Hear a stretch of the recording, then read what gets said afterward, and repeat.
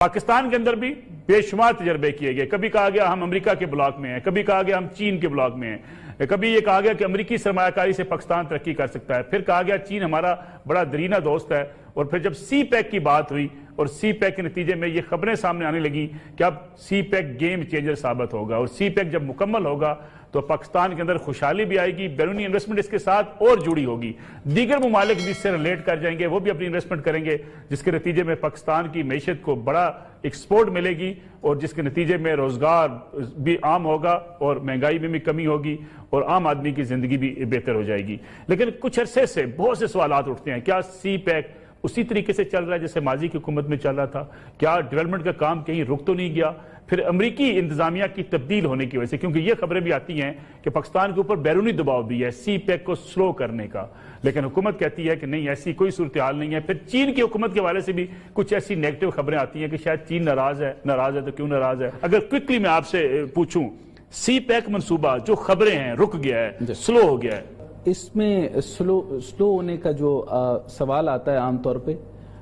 یہ کچھ اور ریزنز ہیں, جس کا بنیادی ریزن صرف یہ نہیں ہے کہ چائنا ہم سے خوش ہے یا نہیں خوش, یہ معاملات کچھ اور ہیں. جو آپ کا انفراسٹرکچر ڈیولپمنٹ ہے یہ 65% ہے, 15% آپ کا انرجی ہے, اور باقی پرسنٹیج اسی طریقے سے ڈیوائیڈ ہوتی ہے. تو سی پیک کے اندر پاکستان کے لیے یہ اسٹریٹجک اہمیت اس لیے ہے, اور گیم چینجر بھی ہم سے کئی دفعہ کہتے ہیں کہ چائنا کے لیے پہلے تو سمجھ لیں کہ یہ ڈیفنس پروجیکٹ ہے, کیونکہ آپ نے جو ابھی بات کی کہ یہ جو ایڈمنسٹریشن چینج ہوئی ہے امریکن, اس کے لیے آپ کی بات بالکل درست ہے کہ بیرونی خدشات تو ہیں, اور چائنا کے پروسیس کو چینج کرنے کے لیے اور سلو کرنے کے لیے کافی حد تک بیرونی سازشیں پاکستان پر دباؤ ہو سکتا ہے. بالکل ہیں جی, بالکل ہیں, اور اس کے لیے بہت سارے ایسے معاملات ہوں گے جس میں چائنا اور پاکستان کے درمیان تعلقات بہتر نہ رہیں, لیکن پاکستان کے لیے سی پیک ناگزیر اس لیے بھی ہے کیونکہ خطے میں بہت ساری تبدیلیاں واقع ہونے والی ہیں. آپ نے دیکھا ہوگا کہ ابھی یو اے ای اور اس کے اندر معاملات جو ہے وہ بہتری آ گئی, اور آپ یہ بھی دیکھا ہوگا کہ قطر کے ساتھ تو پچھلے دنوں بارڈر بند تھا, ابھی سعودی بارڈر کھل گیا. میں بہت اگر کھل کر بات نہ کروں تو ہمیں سمجھنا ہوگا کہ یہ کس طریقے سے ڈائریکشن جا رہی ہے, اور سی پیک ہمیں اسٹریٹجک اہمیت اور ڈیفنس کے حساب سے بھی کافی ضروری ہے, اگر ہم باقی ساری چیزیں نہ بھی کریں. سی پیک انویسٹمنٹ ہے یا لون ہے؟ سم ٹائم یہ بھی لوگ کہتے ہیں کہ انویسٹمنٹ ہے کم ہے لیکن لون زیادہ ہے. اچھا, پہلے فیز کے اندر آپ نے دیکھا کہ چائنا کے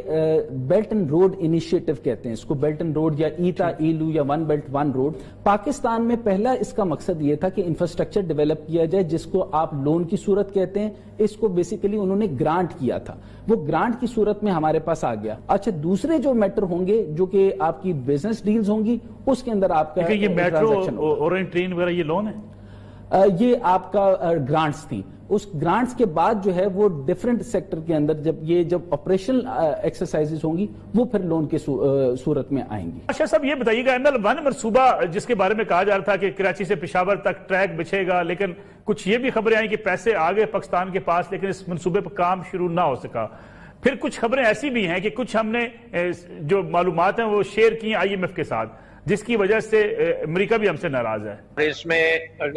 ظاہر ہے کہ جب آپ کی نیگوشیشنز ہو رہی ہوتی ہیں تو آپ کی پوری کوشش ہوتی ہے کہ سب سے اچھی ٹرمز پہ کیا جائے,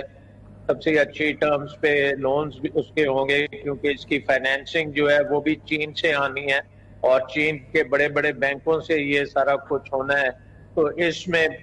جو ہے نیگوشیشنز ٹف ہوتی ہیں, اور اس میں ہماری انٹرسٹ ہیں, کچھ چائنا کے انٹرسٹ ہیں, اور ان دونوں انٹرسٹ کو ہم نے مرج کرنا ہے. تو مجھے نہیں لگتا کہ اس میں کوئی ایسا مسئلہ ہوگا. اور یہ تو ہمارے ذہن میں بات ہے کہ امریکہ کچھ پاکستان میں روک سکتا ہے کسی چیز کو, تو آئی تھنک یہ بہت بڑی غلط فہمی ہے.